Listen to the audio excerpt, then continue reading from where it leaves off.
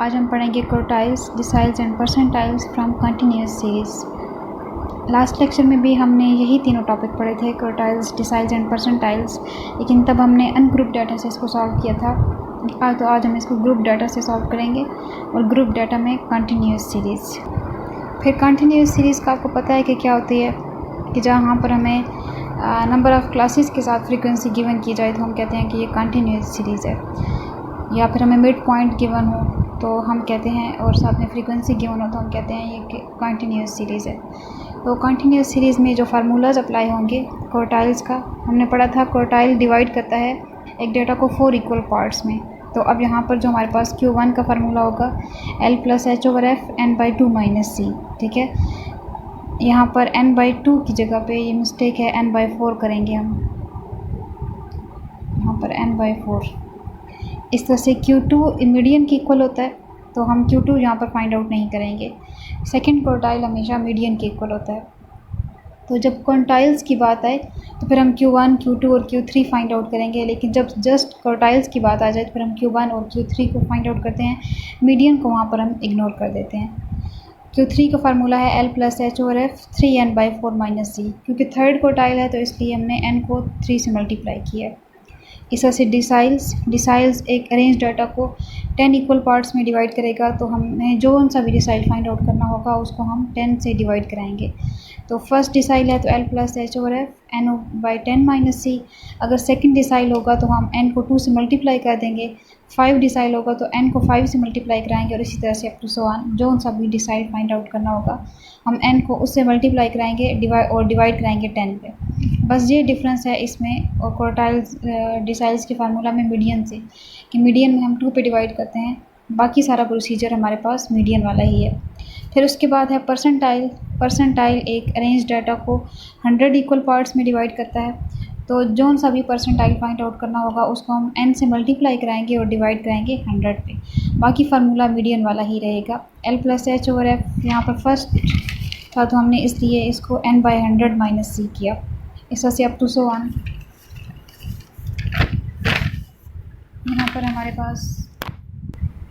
यहाँ पे हमारे पास सेकंड परसेंटाइल था तो उसको हम 2 से मल्टीप्लाई किया। इस तरह से 25 परसेंटाइल है तो 25 से मल्टीप्लाई किया और अप टू सो ऑन। तो फार्मूला सारा मीडियन वाला ही है, जस्ट ये चेंज है कि आपने क्वार्टाइल्स में याद रखना है कि हम इसको 4 इक्वल पार्ट्स में डिवाइड करते हैं, डिसाइल में 10 इक्वल पार्ट्स में और परसेंटाइल में 100 इक्वल पार्ट्स में। फिर जो सा क्वार्टाइल फाइंड आउट करना होगा, डिसाइल फाइंड आउट करना होगा या परसेंटाइल, हम उसी को n से मल्टीप्लाई कराएंगे, उसी डिजिट को। यहाँ पर एक एग्जांपल है, हम ये सॉल्व करते हैं। 3.27 एग्जांपल है। क्वेश्चन है, आपने फाइंड आउट करना है required Q1, Q3, D7 and P80। First quartile, third quartile, उसके बाद 7th डिसाइल और 80th परसेंटाइल हमने फाइंड आउट करना है इस डाटा से। अब डाटा क्या है, मार्क्स ऑब्टेन, मार्क्स गिवन है स्टूडेंट्स के और साथ में नंबर ऑफ़ स्टूडेंट्स हैं। मार्क्स देखें 0 से 5, 5 से 10, 10 से 15। तो ये हमें क्लासेस गिवन की हुई हैं, क्लास बाउंड्रीज और साथ में फ्रीक्वेंसी। तो अब ये हमारे पास केस होगा कंटिन्यूअस केस, तो इसमें हम ये फार्मूलाज अप्लाई करेंगे। क्वेश्चन को सॉल्व करते हैं। अब इस क्वेश्चन में देखें तो हमें मार्क्स गिवन थे और साथ में फ्रीक्वेंसी। मार्क्स देखें तो हमने अब चेक करना है कि हमें क्लास बाउंड्रीज गिवन है या नहीं। तो हमें यहाँ पर मार्क्स देखें तो 0 से 5, फिर उसके बाद 5 से 10, 10 से 15, 15 से 20। तो ये वाली चीज़ हमारे पास सेम है, तो हम कहते हैं हमें क्लास बाउंड्रीज गिवन की हुई हैं, ठीक है। अब हमें क्लास बाउंड्रीज बनाने की ज़रूरत नहीं है। फ्रीक्वेंसी गिवन की हुई है, हमने फ्रीक्वेंसी का सम कर लिया। तो अब हमने जैसे हमारे पास, हमें एक फार्मूला लिखते हैं और हम देखते हैं हमें क्या क्या चीज़ फाइंड आउट करनी है। तो अगर हम यहाँ पर Q1 का फार्मूला लिखें, Q1 = L+H/F n/2 - C। तो हमें यहाँ पर n चाहिए, n हमारे पास फ्रीक्वेंसी का सम है, ठीक है। तो और साथ में C शो करेगा कम्युलेटिव फ्रीक्वेंसी को। तो हम कम्युलेटिव फ्रीक्वेंसी का हमने बना ली, कम्युलेटिव फ्रीक्वेंसी। और पिछली फ्रीक्वेंसी में हमने आगे वाली फ्रीक्वेंसी को ऐड कर लिया तो कम्युलेटिव फ्रीक्वेंसी आ गई है। अब यहाँ पर हम फार्मूलाज अप्लाई करेंगे Q1 का, Q3, इस तरह से डिसाइल्स एंड परसेंटाइल्स। तो सबसे पहले हम फाइंड आउट करेंगे Q1 का फार्मूला हमारे पास L+H/F n/4 - C। सबसे पहले हम n फ्रीक्वेंसी का सम शो करेगा। फ्रीक्वेंसी का सम है हमारे पास 102 है फ्रीक्वेंसी का सम, तो हम यहाँ पर लिखेंगे 102 डिवाइडेड बाई 4। हमने यहाँ पर n/4 सबसे पहले फाइंड आउट किया, तो हमारे पास आ जाएगा 25.5। अब 25.5 को हमने चेक करना है कुमुलेटिव फ्रीक्वेंसी में से कि कहाँ पर लाई कर रहा है, और फिर उसके बाद हम उस रो को सिलेक्ट कर लेंगे जिसमें 25.5 होगा। फिर हमने एक और चीज़ यहाँ पर देखनी है कि 25.5 एग्जैक्ट वैल्यू नहीं लाई कर रही होगी कमुलेटिव फ्रीक्वेंसी में, तो हम जो इससे बड़ी वैल्यू होगी उसमें चेक करेंगे। यानी इससे छोटी वैल्यू में हमने चेक नहीं करना, लेकिन जो 25.5 से बड़ी वैल्यू आ जाएगी हम उसके अंदर चेक करेंगे और उस पूरी रो को सिलेक्ट कर लेंगे। फिर वहाँ से हम L, H, F सेलेक्ट करेंगे और C जो हमने कमुलेटिव फ्रीक्वेंसी वाली रो को हाईलाइट किया होगा उससे ऊपर वाली वैल्यू होगी।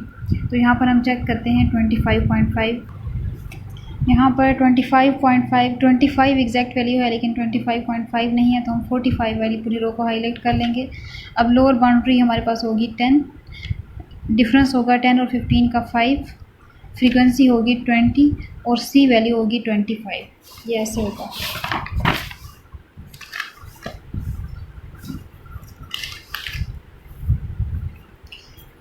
फोर्टी 45 से हमने सेलेक्ट किया और यहाँ पर L हमारे पास आ गया 10। यहाँ पर लिख लेंगे L = 10। इसके बाद है हमारे पास H, तो इन दोनों का डिफरेंस होगा 10 और 15 का, H आ जाएगा 5। फिर हमारे पास है F 20 है 45 के, यहाँ पर देखें तो हमारे पास लाई कर है 20, तो हमारे पास आ जाएगा F 20। और C वैल्यू हमेशा जो हमने कमुलेटिव फ्रीक्वेंसी सेलेक्ट की हुई होती है रो, उससे ऊपर वाली वैल्यू होती है, तो यहाँ पर 25 हमारे पास आ जाएगा C। अब इसको फर्स्ट क्वार्टाइल के फार्मूला में पुट कर दें, तो Q1 = 10 + 5/20 × 25.5 माइनस C हमारे पास है 25। 25.5 माइनस 25 करें तो हमारे पास आ जाएगा 0.5। इसको मल्टीप्लाई कराएं 5/20 के साथ, तो हमारे पास वैल्यू आ जाएगी 0.125। ठीक है, मैंने डायरेक्ट यहाँ पर लिख दिया।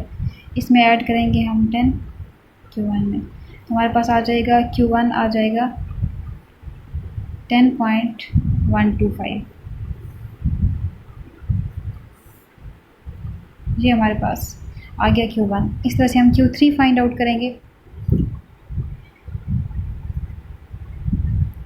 L + H/F 3n/4 - C।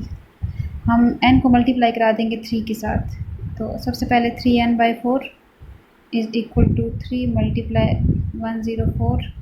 102 divided by 4। तो 70 वैल्यू है, 76.5 नहीं है, तो हम 88 में चेक करेंगे। लोअर बाउंड्री हो जाएगी हमारे पास 20, डिफरेंस हो जाएगा 5, फ्रीक्वेंसी होगी 18 और C वैल्यू होगी 70। तो हम यहाँ पर इन वैल्यूज़ को लिख लेंगे।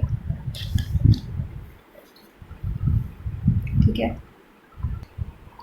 लोअर वैल्यू हमारे पास है 20, डिफरेंस हमने चेक किया था 5, फ्रीक्वेंसी थी हमारे पास 18 और C वैल्यू थी 70। तो अब हम इसको Q3 के फार्मूला में पुट करेंगे। यहाँ पर हम लिख लेते हैं Q3 = 20 + H हमारे पास है 5, F हमारे पास है 18, 76.5 - 70।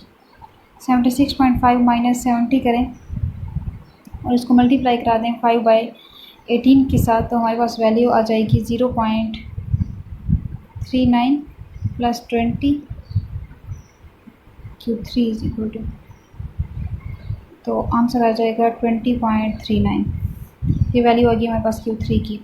अब हमारे पास एक चीज़ होती है इसको चेक करने के लिए कि क्या हमने Q1 और Q3 ठीक फाइंड आउट किया, तो ये कंडीशन बनती है हमारे पास Q1 हमेशा लेस होता है Q2 से और Q2 हमेशा लेस होता है Q3 से। Q2 शो करेगा मीडियन को। ठीक है, हमेशा मीडियन दरमियान में होता है और Q1 की वैल्यू सबसे छोटी। तो ये रूल बनता है हमारे पास, Q1 हमेशा लेस होता है Q2 से, टू लेस होता है Q3 से। तो हमने Q1 फाइंड आउट किया था 10.125 और Q3 की वैल्यू है 20.39। ये इससे लेस है तो ये कंडीशन हमारे पास ठीक हो गई है। अब इसके बाद हम फाइंड आउट करेंगे यहाँ पर D7 और परसेंटाइल। जस्ट यहाँ पर चेंज ये है कि हमने इसको 10 पे डिवाइड किया। फार्मूला हम अप्लाई करें, फार्मूला से वैल्यूज़ आ गई सारी हमारे पास। अब हम सारी वैल्यूज़ को इस फार्मूला में पुट कर देंगे।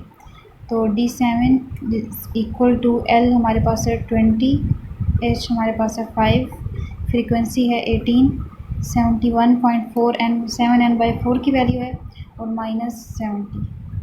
71.4 में से माइनस करें 70 को, ठीक है। जो आंसर आ जाएगा उसको आपने 5/18 से मल्टीप्लाई कर देना है और मल्टीप्लाई करने के बाद जो वैल्यू आती है वो मैं यहाँ पर डायरेक्ट वैल्यू लिख रही हूँ 0.39, ठीक है। और 0.39 में आप ऐड करेंगी 20 को D7 तो वैल्यू आ जाएगी 20.39 D7 की। ये हमारे पास आंसर आ गया। अब लास्ट वैल्यू रहेगी हमारे पास परसेंटाइल P80। तो हम ये फाइंड आउट करेंगे। P80 के लिए हमारे पास फार्मूला अप्लाई होगा L plus H/F 80n/100 minus C।